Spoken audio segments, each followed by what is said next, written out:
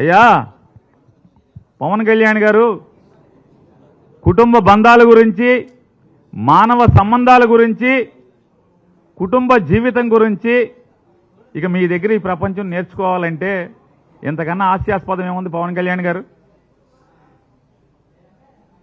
జనరంజక నటుడు. 2009లో ప్రజారాజ్యం పార్టీ పెట్టినటువంటి మెగాస్టార్ చిరంజీవి గారు కేంద్ర మంత్రిగా, కాంగ్రెస్ పార్టీ రాజ్యసభ సభ్యుడిగా, కాంగ్రెస్ ప్రభుత్వంలో మన్మోహన్ సింగ్ గారి ముఖ్యమంత్రిగా ఉన్నటువంటి కాంగ్రెస్ ప్రభుత్వంలో కేంద్ర మంత్రిగా ఆయన ఉంటే, సాక్షాత్తు చిరంజీవి గారికి తోడబుట్టినటువంటి తమ్ముడుగా మీ పాత్ర ఏంటి? మీరేం చేశారు? ఎంత అవమానించారు? మీరు చంద్రబాబు నాయుడికి, మోడీకి ఓట్లు వేయమని చెప్పని, కాంగ్రెస్ పార్టీని నాశనం చేయమని చెప్పని మీరు మాట్లాడితే చివరికి ఏం చేయలేని స్థితిలో చిరంజీవి అభిమాన సంఘం మీటింగ్ అదే రోజు పెట్టుకుని వాళ్ళు చెప్పుకోవాల్సిన పరిస్థితి. రామ్ చరణ్ గారు, మా బాబాయికి మా నాన్నకి ఏం సంబంధం లేదు, మన ఫ్యాన్స్ వేరు, మనం అందరం కూడా కాంగ్రెస్ లైన్లో ఉండాలని చెప్పి చెప్పుకోవాల్సినటువంటి పరిస్థితి.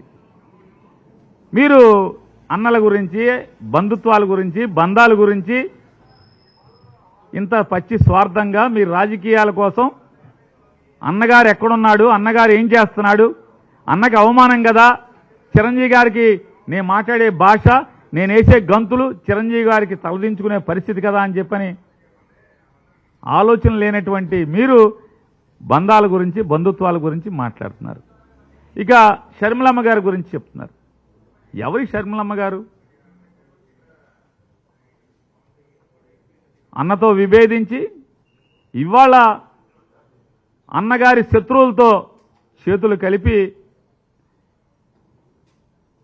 10 ఏళ్ల క్రితమేమో మా కుటుంబాన్ని చిన్నాభిన్నం చేస్తున్నారు, నా తండ్రి ద్వారా అధికారాన్ని పొంది నా తండ్రితో సహా మా కుటుంబాన్ని ఇబ్బందులు పాలు చేస్తున్నారు, అన్యాయంగా అక్రమంగా కేసులు కట్టి మమ్మల్ని బజారు పాలు చేస్తున్నారు అని చెప్పి మాట్లాడినటువంటి ఆవిడ ఇవాళ అదే జెండా మోసే స్థితిలో, అది ఆవిడది ఏ రకమైనటువంటి నడవడిక?